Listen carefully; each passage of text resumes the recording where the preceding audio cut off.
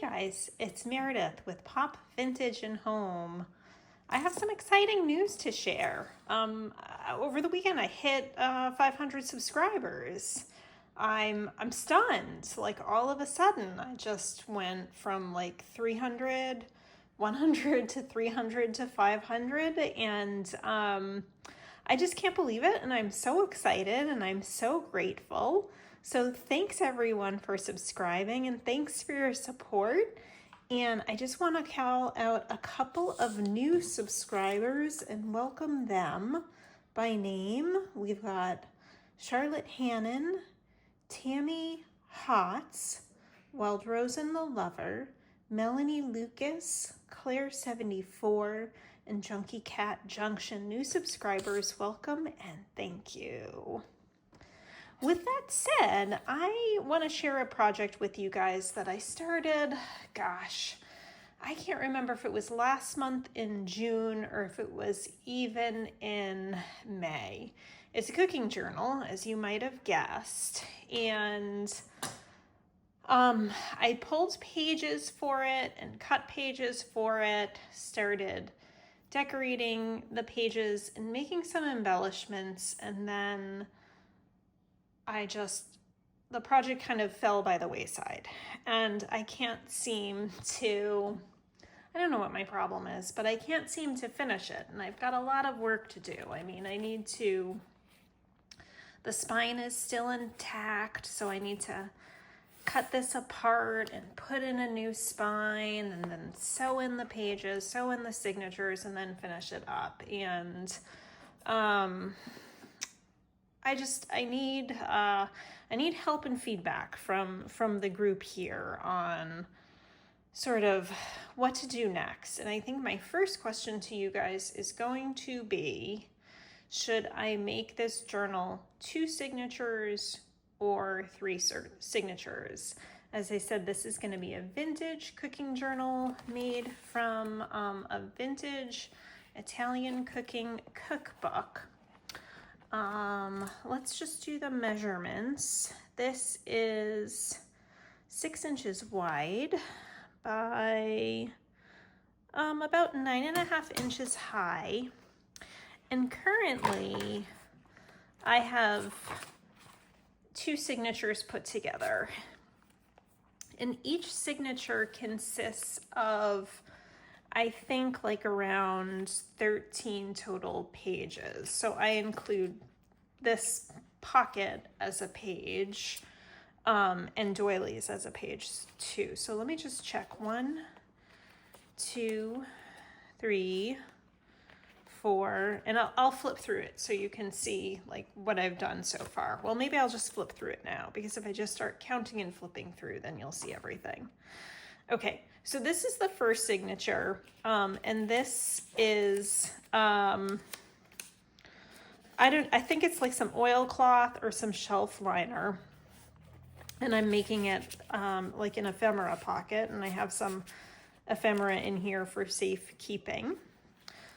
And then I wanted the title page of the book in here up front.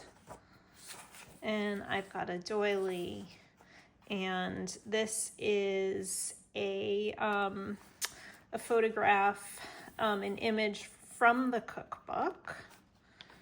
And on the other side, I just created a pocket out of this vintage buffet party invitation, tucked some ephemera in here. I created a page from a vintage ad for a refrigerator, backed it onto some cardstock. We've got another doily. This is some really nice cardstock, and it's got images on both sides. It's got the gingham, the yellow gingham on this side, and then on this side it has this fun print. So, whoops. So this is a really wonderful journaling card that Mega Chasing Retro sent me in Happy Mail. I'm gonna make a tuck spot out of it here, or maybe not. I might just keep it clipped in here, but do an altered embellished paper clip because I like the idea of having space on the back of this to write on. So we flip over here, and I'm gonna sew up these pockets, I think.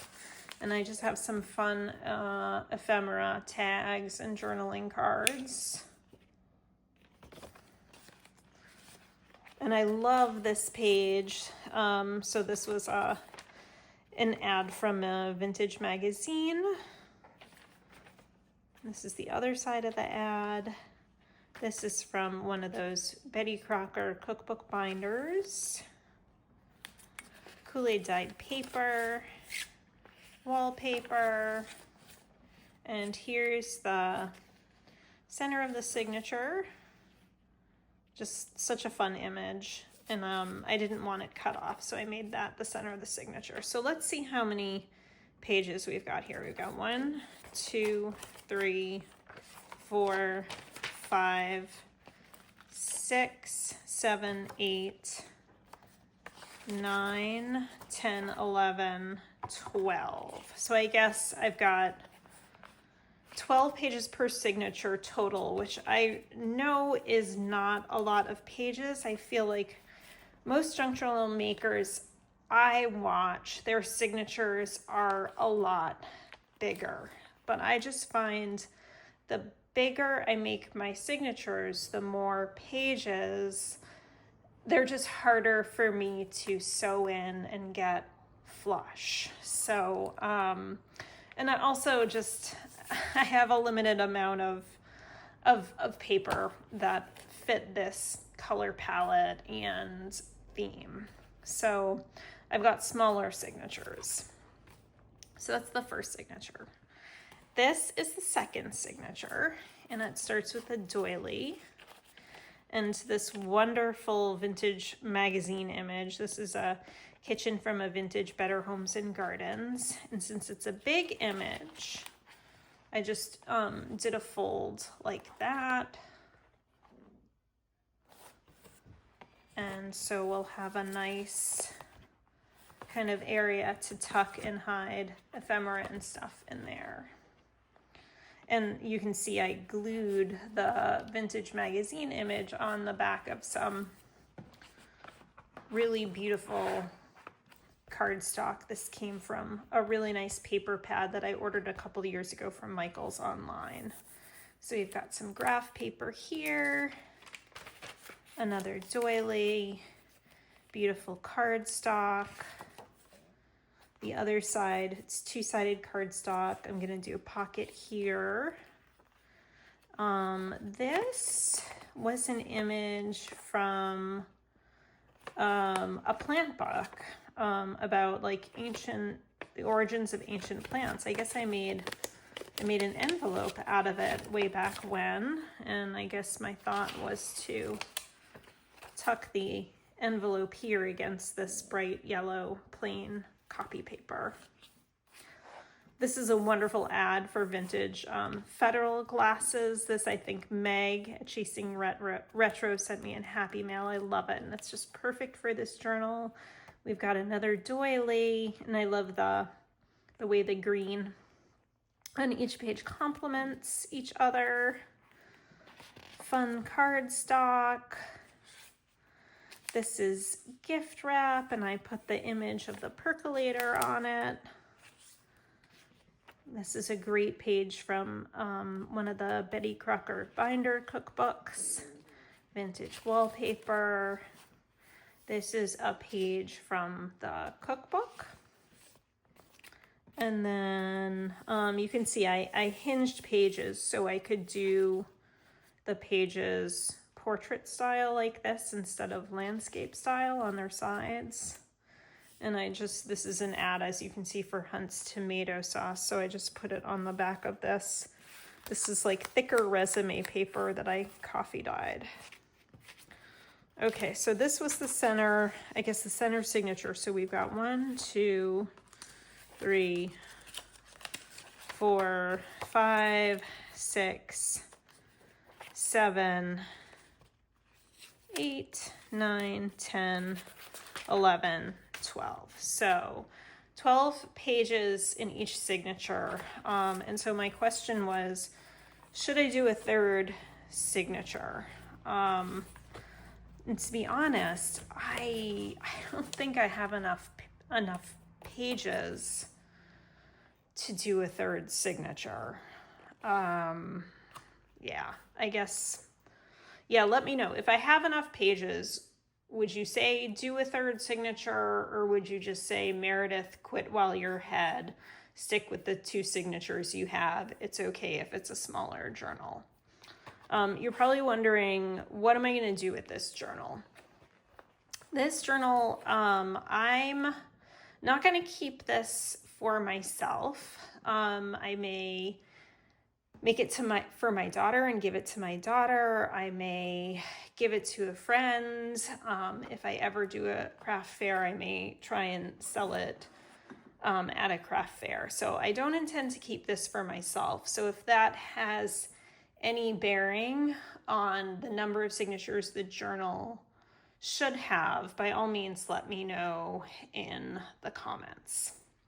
So this is one of a number of projects I started, but just can't bring myself to finish. And I honestly think it's just it's some amount of anxiety about creating a new spine. I hate that part of the process of making a journal. I have so much trouble cutting the chipboard I need for the new spine and cutting everything straight, and then all the precision that's needed working with like the double-sided tape to bind it all together. It freaks me out a little, and it's super time consuming and not particularly fun. So I'm dreading that. And then of course, sewing in the signatures, that's probably my second least favorite part of the process. I almost always screw that up. No matter what I do, my stitches in the signature, like they're never tight enough, which is aggravating. So I just gotta get over it and just get it done. If you have any advice, please let me know in the comments. So this is what I had been working on that I need to finish off. It will be, I think, really fun and really cool in the end. It'll be really fun to finish embellishing and putting in, making all the ephemera and doing all the pockets and tuck spots and stuff like that.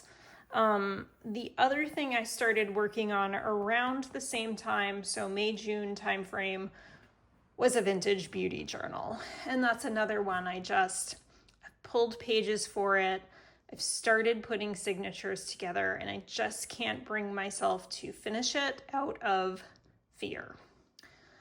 And also indecision about how to organize the pages and whether I want the journal to have, whether I want the journal to speak to a specific decade, like 1950s vintage beauty, or early 1960s vintage beauty, or late 1960s vintage beauty, or 50s and 60s vintage beauty. You can see like there's a sickness here. There's a pattern of overthinking and indecision and nervousness, which I'm sure some, if not many of you, can probably relate to. So I guess like that's why I haven't shown more projects lately over the past couple of months, because I've started things and put them aside.